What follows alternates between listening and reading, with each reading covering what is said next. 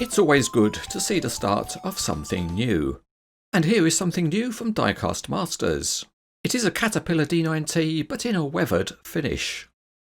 The model comes in the usual outer shipping carton, but inside things are a little different because there's no tin. Instead there's an outer sleeve and it says on it Weathered Series, so it looks like we can expect to see more models with a weathered finish. With the sleeve removed we have a presentation box, and it folds open from the front. A piece of ribbon holds the lid and stops it tipping backwards. First out is a Diecast Masters mini brochure, and we'll look at that again in a moment. And then we've got some foam rubber which protects the pieces, and that means a base plate and the model. The box has got a nice picture of the real machine inside the lid, and there's also some artwork around the inside of the base. Included with the model is the 2020 version of the Diecast Masters mini brochure. It's a huge range, and the Weathered series doesn't even appear in it yet.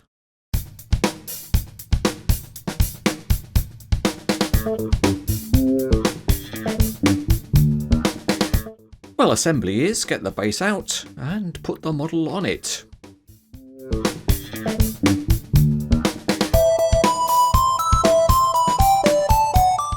Let's start by taking a look at the base, and it's a nicely modelled part. And if we take a look underneath, we even see that it's got rubber feet. But it's not a bit of cheap plastic, it's actually resin. That means it's fairly heavy, so let's put it on the Cranes etc. weighbridge. And it's about 700 grams or 1.5 pounds. The texturing of the base is very nice, and there are crawler tracks in it. And there are some other nice highlights like rocks and bits of wood. Overall, it's good quality. Moving on to the D9T, and it's the standard model with a weathered finish. And you can see how different it looks from a standard factory finish.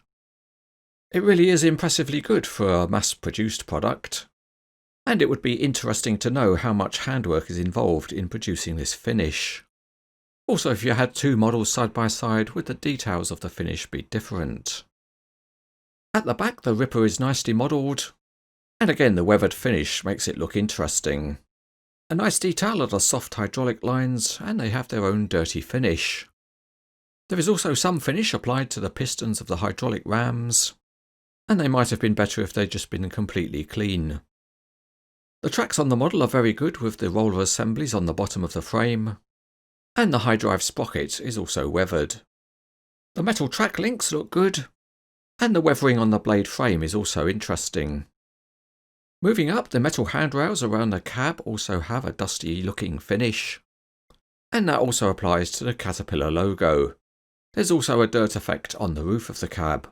There is an operator in the cab, but on this model he's not removable, so he can't even get out to clean up his machine. On the engine bay there are grills, and they're formed by graphics. And there are nice hydraulics complete with hoses on the main dozer blade. One thing to note though is that the top of the blade is not perforated. Moving around to look at the front of the blade, and it's got a very nice detailed weathered finish. You can also see the wear plates on the bottom edge.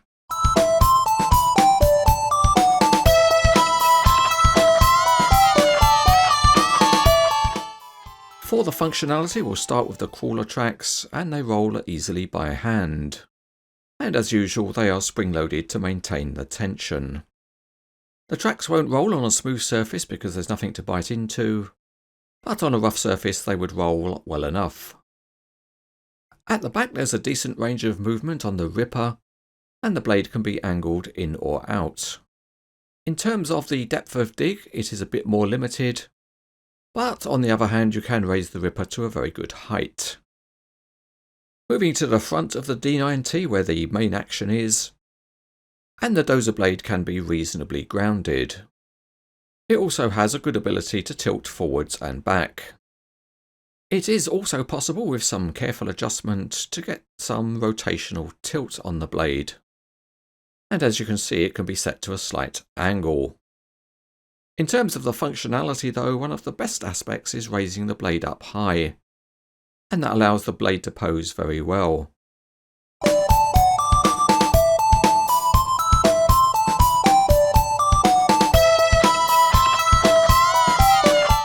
This is the first of an interesting new series by Diecast Masters.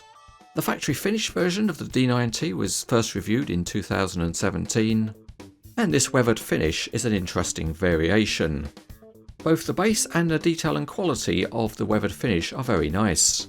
Overall, this model is very good.